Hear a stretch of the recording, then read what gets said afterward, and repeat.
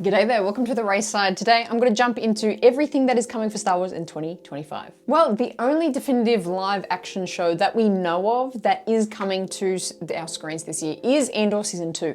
Now, I wasn't the biggest, most giant crazed fan of Season 1, but since it came out in 2022, I have since done a rewatch of Season 1, and I really enjoyed it. All in a big watch was really, really fun. So I'm actually super keen for Andor Season 2. I think they're gonna learn a lot of things that happened throughout Season 1 and really expand on the story of Cassian in this Season 2, and that's my hope anyway. The interesting thing with Season 2 is the layout of timeline they're gonna do with this show. So it's 12 episodes, and there's 3 episode arcs, and there's 4 arcs, and each arc has a year in between each, which is just such an interesting setup for a TV show, and how, flowy is that gonna feel in terms of as we're sitting down watching through the episodes. Big thing about this coming out is the names that are rumored, semi-confirmed, semi-rumored, yes, it's happening, is Alan Tudyk back as K2SO, which is a fan favorite, really fun droid. I'm not a massive Rogue One fan either, but I loved his character in it, and the character of K2SO is just really fun. And also rumored, semi-confirmed, it's happening, is also, I bloody forgot his name. What's his name? Krennic. Whoever plays Krennic, he's an Australian, I should know his name. With of course Krennic being really prominent throughout Rogue One. I love the fact that they would kind of just meld that story over a little bit with the show, because obviously this is a direct prequel to Rogue One. So I like how they're bringing in these names that we have seen from the movie into Season 2, which should line up straight into the show. The other thing with Andor Season 2, and talking about the cameos and people that can show up with Andor and this season, this final season of the show we have. Jyn Erso, we don't know much. Well, we know she's on a planet right now, and she's probably a prisoner at this point, kept captive by the Imperials for a long time, and I'm very interested to see if we'll actually see a little bit of that. If we actually see a little bit of the planet. It's gonna be very interesting. I think it'll be a really great cameo. But yeah, let me know if you would love to see a Jyn Erso in Andor Season 2 as well. In terms of the characters that we do have, we have Cyril Boy coming back in. If we do not, I'm telling you now, if we do not get a third scene of him eating cereal, I will riot. I will riot, because we absolutely need another cereal scene with Cyril Boy. The other thing I'm really excited for about this Season 2 of Andor is Nix is the animal. Bix. Wow, there's a lot of Nix and Bixes. Bix in this show, and how she turned out, because if you remember from Season 1, she got that kind of brain torturing device happened by her from Deirdre. And that was such a harrowing scene and harrowing situation. But I really want to see, obviously she was broken out, they're safe on that ship now. How is her state? And how is she as a character? Is she still kind of out of it? And how that character obviously pans out, because, not to point out the obvious, but a lot of these characters that we've kind of started to get to know and love from Andor Season 1 and hopefully into Season 2, they are not anywhere to be seen in Rogue One. So, I don't know, do the math on that one. Where could they possibly be? If they are alive. That's of course not to mention, a couple of the favorites. There's some great droids like B2EMO, is so adorable. Great, excited to see more of him.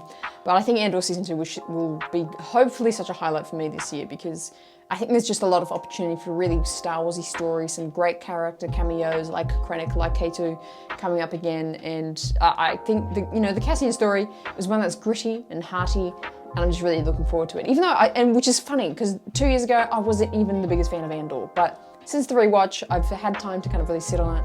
I'm really excited for Season 2. In terms of other content, this is kind of where it does get shady, because there's nothing else definitively coming out this year. But that's where I want to kind of talk about what I think might actually be coming, because the big event of the year is, of course, in a couple months' time of posting this video, is Star Wars Celebration Japan, happening in April. A lot of things I think are going to come out of this celebration. The main one being, I think we're going to get our first Star Wars film official trailer released to the world. I think that's going to be the time where we get the first trailer for the Mando Grogu movie, which I think is just so exciting. They supposedly finished shooting and did so at the end of the year, so I think between, kind of almost trying to finish the film for the rest of the year, they can scrap together a really cool, at least teaser trailer for us for Celebration. So in terms of movie content, that'll be really fun to see and to break down, to talk about, is the Mando Grogu trailer. For movies, that's like a whole, its own discussion point of what is even happening with movies. I think, like, my impression from where we're at with announcements, I think these little kind of trickling things of, you know, people talking about certain writers and producers in interviews, I don't really take that seriously. I just take what Star Wars and Lucasfilm are telling us, even though, granted, they've told us things that haven't come true a lot before. I think this coming celebration will give us a really clear direction with where the movie kind of goals for Star Wars is going to be. Last year's celebration in London, where they announced the 3 movies that they were going to make, I think we'll get a lot more clarity on where are those sitting at the moment, and hopefully get some more definitive answers of what's actually going ahead for the movie slate for Star Wars. The other thing that I'm definitely suspecting that's going to be coming out of Star Wars Celebration Japan is a new animated Star Wars show. They know it's a staple of Star Wars media. Bad Batch, even though maybe it wasn't like the most watched thing for Star Wars, it was a really well-loved thing. It was like really critically acclaimed. It was really well done.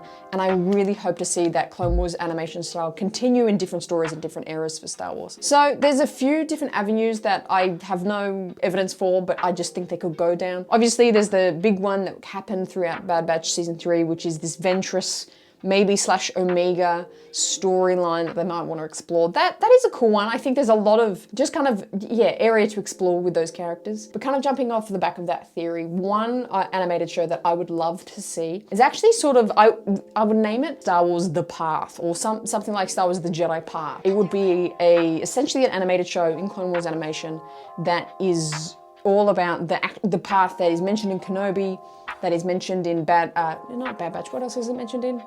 I'm forgetting something, in Jedi Fallen Order, where it's this underground network of Force users. So you could have Ventress in there, you could have Quinlan Vos kind of in there.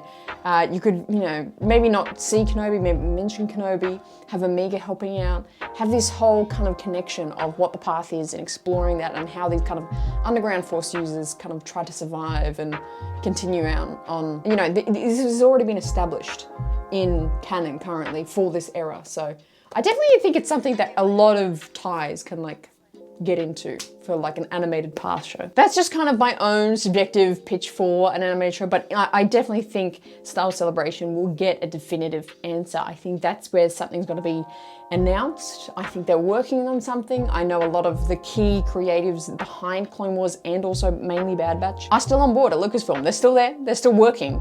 So what are they possibly working on? So I definitely think there's something in the works for an animated show, or maybe it's just more Tales of the Jedi, but maybe more recurring. Maybe they're doing, instead of just 3 to 6 episodes, they'll do a whole, 22 episode season or something, Tales of the Jedi, with just all sorts of Jedi stories. Maybe that's on the cards, which I would be for as well, if that was a thing. Once we get to April, once we get to Star Wars Celebration, a lot of definitive things are going to come out of that celebration that they're going to announce. There are some other smaller pieces of media coming out through the year. Star Wars Visions 3, I don't have a lot to say about that because I'm not a super big fan on it, but I know a lot of people really loved it and loved the animation, the design, and the stories. It's just not for me, but it's got a volume 3, so good on it, good on it. The publishing side of things, we also have the High Republic wrapping up storytelling, which is kind of crazy, which I feel sort of bad about.